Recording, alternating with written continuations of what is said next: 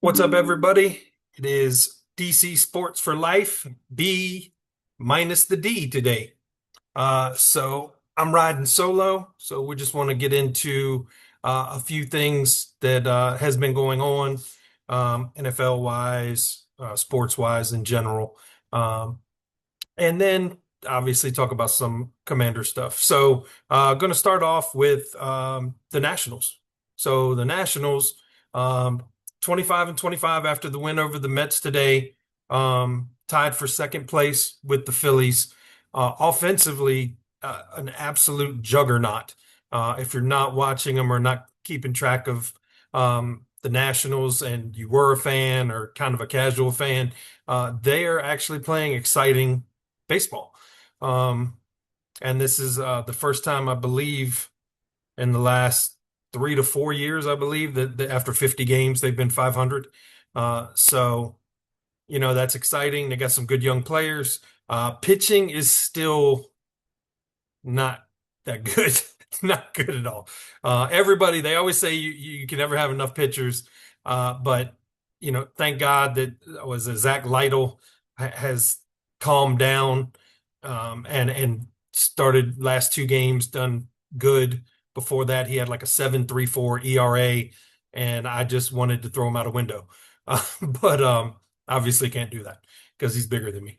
But so yeah, I mean they you got Nunez stealing bases, 21 as of today.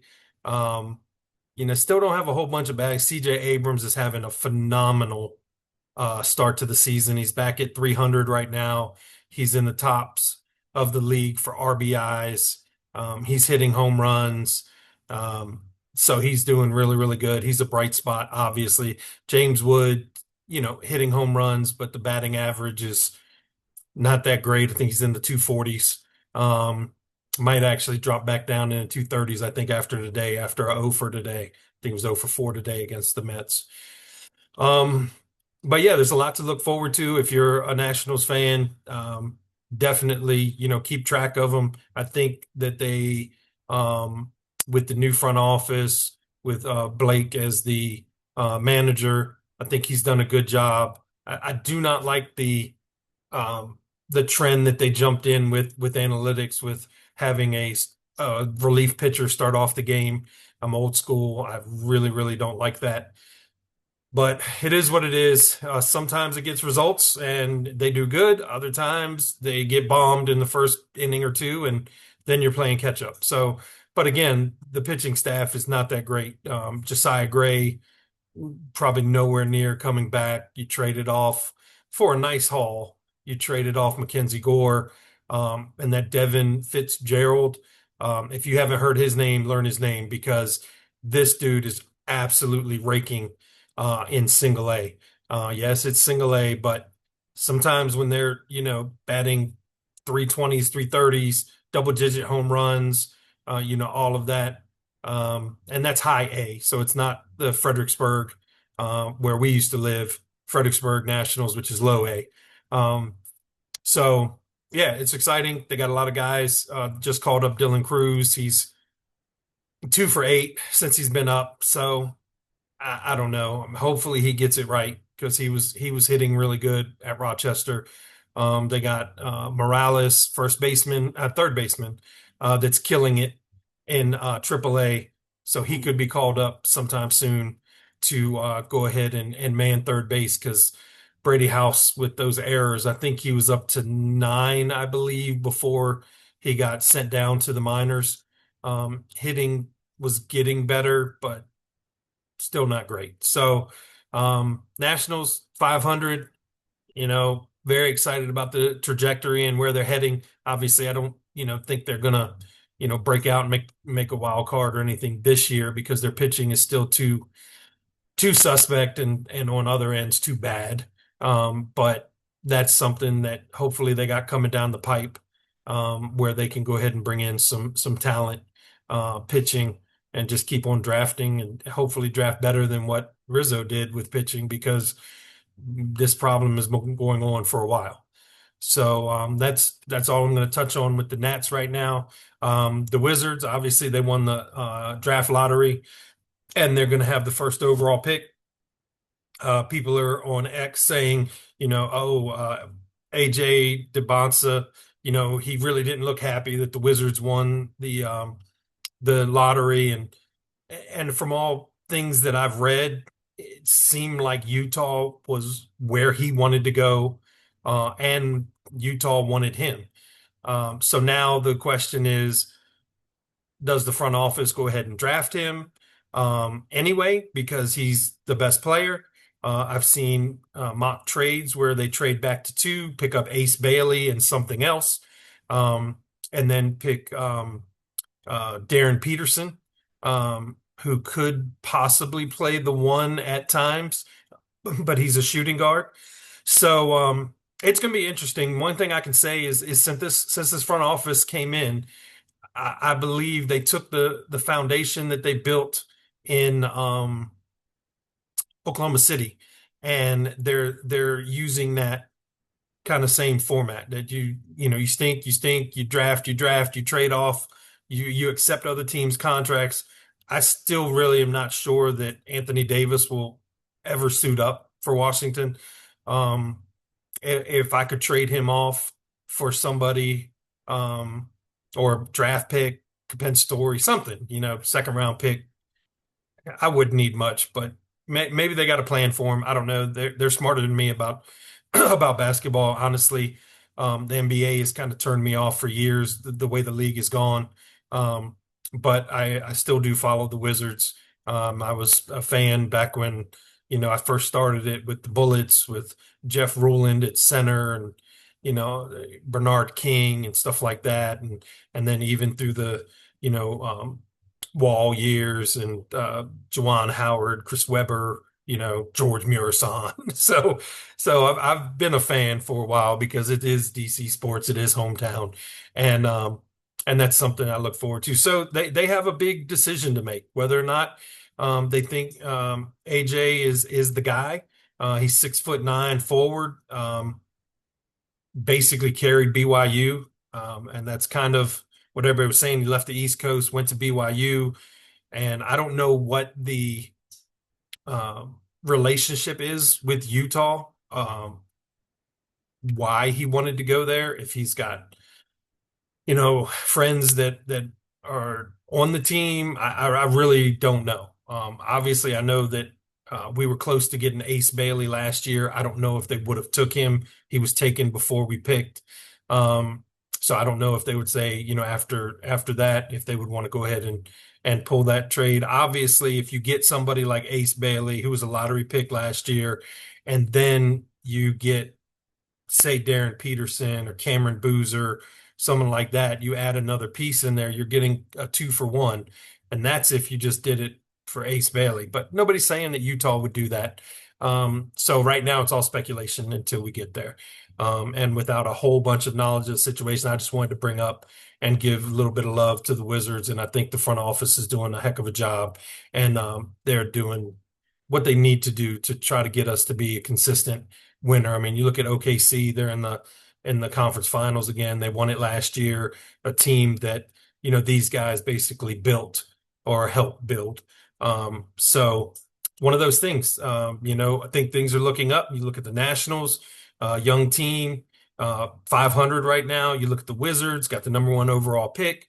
The Capitals missed the playoff spot by 1 point. People are thinking they're just going to bring Ovi back for one more ride, and then see what they can do.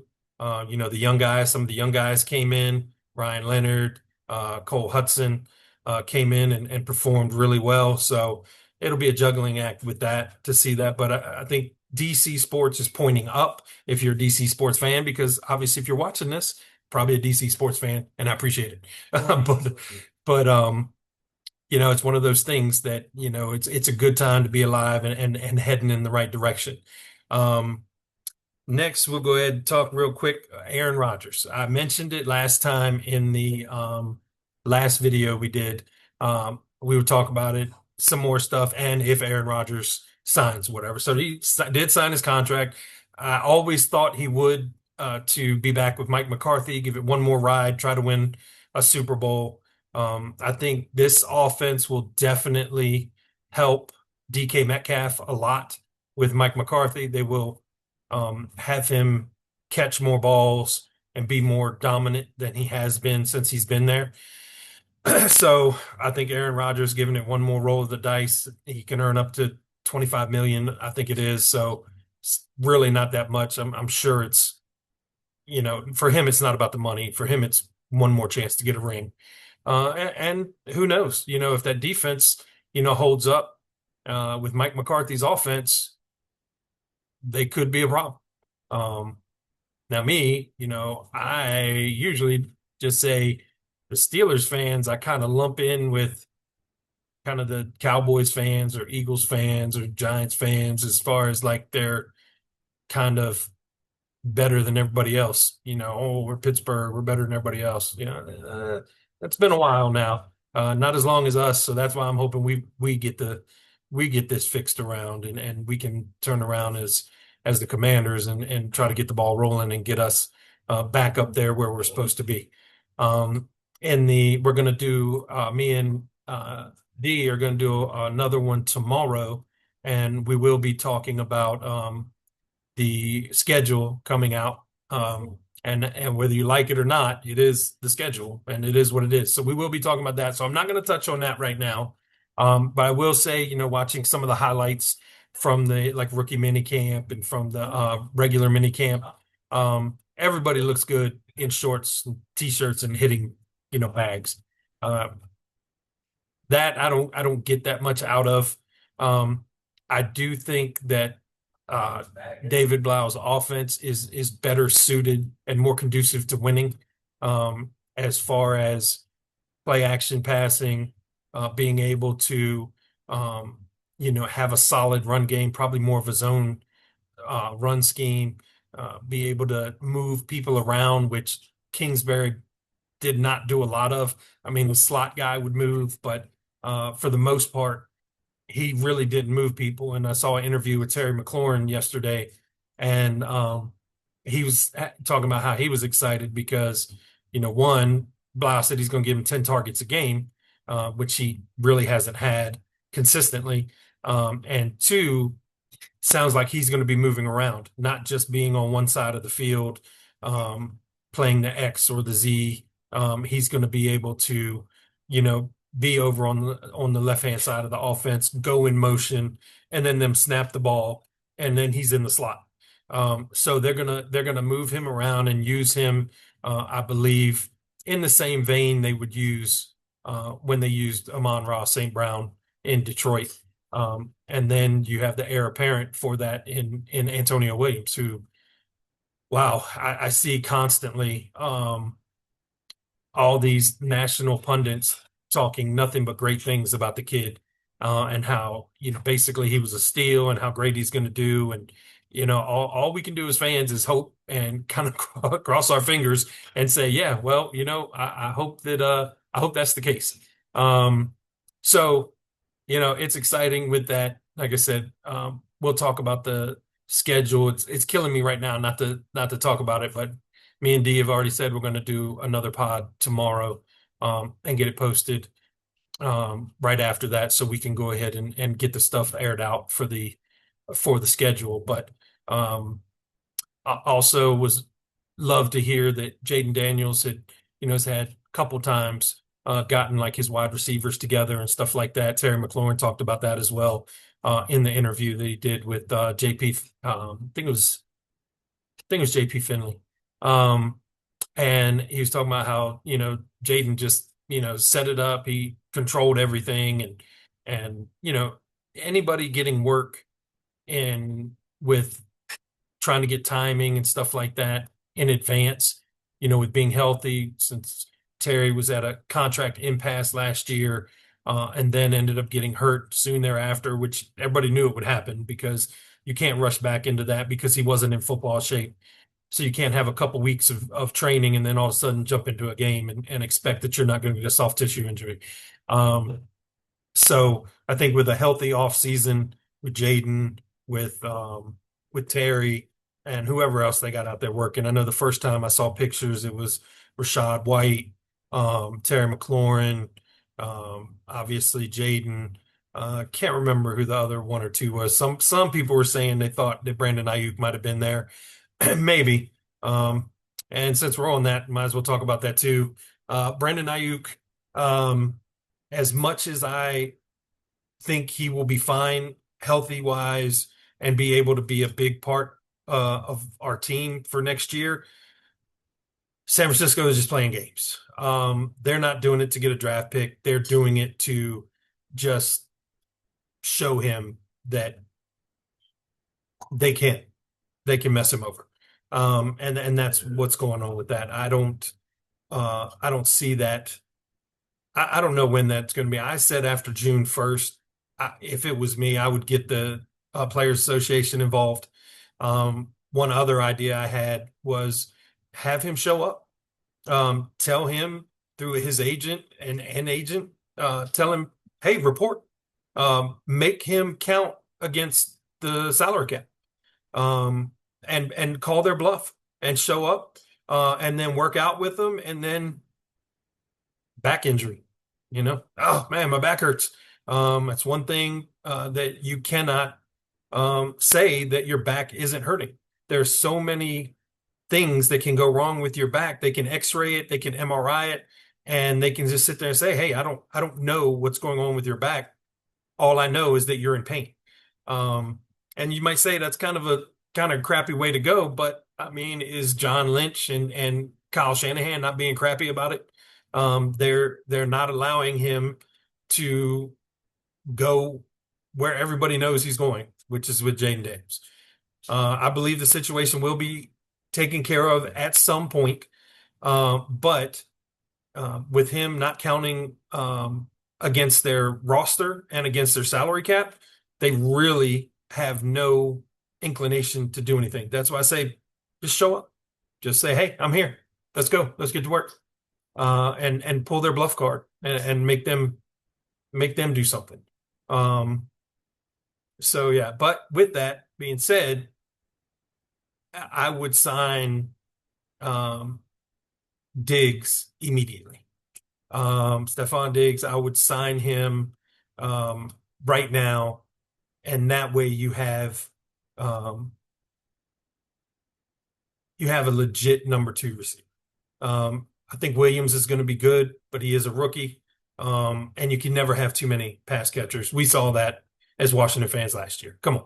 I mean, if you watch the games, you saw the kind of crap that we trotted out there with Chris Moore and even they were playing these, older guy, what Robbie Chosen, and I mean, come on, man. I mean, that's Cliff Kingsbury right there. He had younger guys that he could have brought in and given them some opportunities just to see what they could do. But he decided for Chris Moore and Robbie Chosen to be out there, and that was a joke to me. That's almost like you're trying to lose, And if that's the case, that's fine. But then we go and win the last game against the Eagles with our third string quarterback against their backup quarterback, and then cost us two draft spots because we would have been picking five instead of seven. Now with Sonny Styles being dropping at seven, not so bad about that. So I'm okay with that now. But it's one of those things that, you look at it and people say, oh, you can't root for your team to lose and you're not a real fan. I mean, come on, man, that's garbage. You got to look at the big picture overall. For years, I never looked at the big picture. I just looked at what was going on. Obviously, when I was a kid, I thought the preseason meant something. You know, I remember getting interviewed by a local TV station in DC after a preseason game against the Raiders after the Raiders beat us in the Super Bowl. And I was young, and I didn't know any better. And I'm sitting there telling them, yeah, it means something. It means something that, we beat them in the preseason, and blah, blah, blah, because I didn't know no better. But I'm an adult. I know better. I know that preseason doesn't matter. I know that if I'm not going to make the playoffs, then why not try to have the highest pick possible? There is no, looking at it and say, oh, but, at least we won, yeah, at least we won. And who cares? The Eagles ended up losing, in the playoffs. That was great. I was happy about that. Would they have lost if they beat us? Who knows? But at the end of the day, you look at it and you say, what is best for the team? What is best for the organization? And most of the time, what is best is having a higher pick. You have an opportunity in every round um, to find somebody that is a game changer. Maybe Katron Allen is our game changer, sixth round pick. I mean, Bill was a seventh round pick, and he had 800 and some yards and 8 touchdowns. Um, you know, you can find those guys. Um, Everybody always brings up, Tom Brady. I always bring up like Marquise Colston, who was a seventh round pick for the Saints, and he just turned into a superstar receiver, Pro Bowl every year. So it's one of those things that, I'm a firm believer in do what's best for the organization. If you're not going to make the playoffs, there's no sense in winning, 7 games.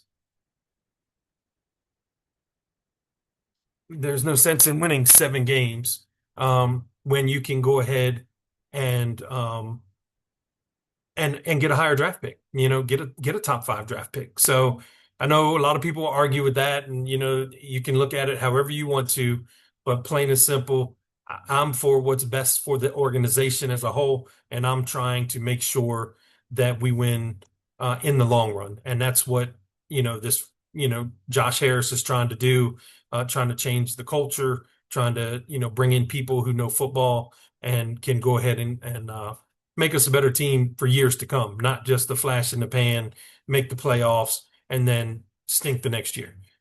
Which that is something that happened because of the injuries, obviously last year, but our roster wasn't that good anyway. So roster is much improved, so we're much better off than what we were, and hopefully these 2 young coordinators work out. Um, so I think that's about it. That's all I had highlighted today.